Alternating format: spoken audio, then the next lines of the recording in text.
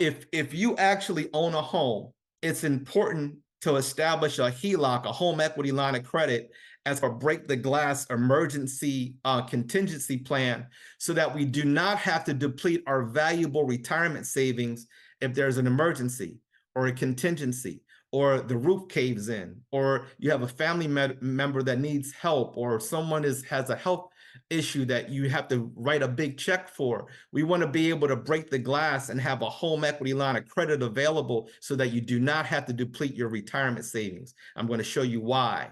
But this is something that is important to do while you are working, because when you go to apply for a home equity line, they want to see that you have income. So when you retire, it's very difficult to have a home equity line set up. And that's why it's so important.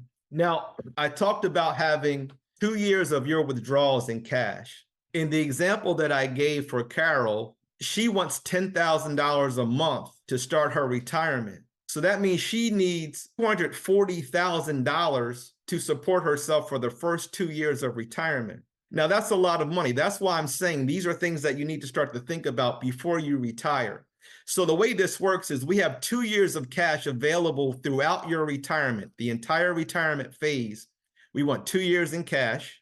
I want 3 to 10 years in a bucket that is outside of your retirement account, outside of a 401k account, outside of an IRA account, to replenish this bucket. So in the 3 to 10 year bucket, we're going to have bonds, things that are more conservative, things that are more safe, things that are more predictable, bonds that have a maturity date. I'm going to get some interest on those bonds. The interest pays back to replenish this bucket. I may have some conservative stocks here, dividend paying stocks. The dividends go to replenish this bucket.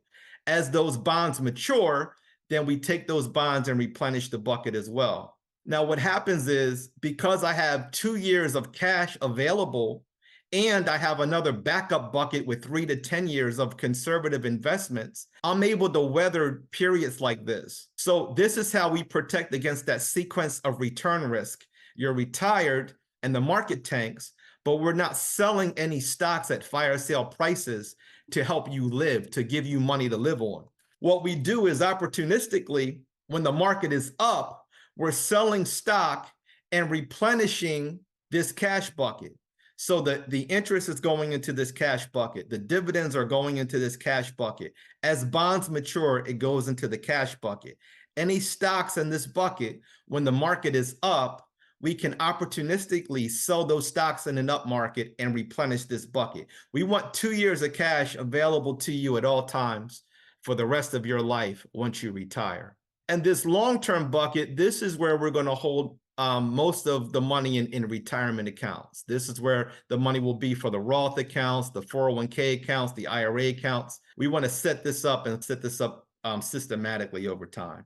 I also mentioned that you should be very slow, very reluctant to part with lump sums of money. So when you retire, you start to think in different terms of how you view your assets. So you do not want to write big checks in retirement if you can avoid it. So you don't want to write a check and just pay off a car.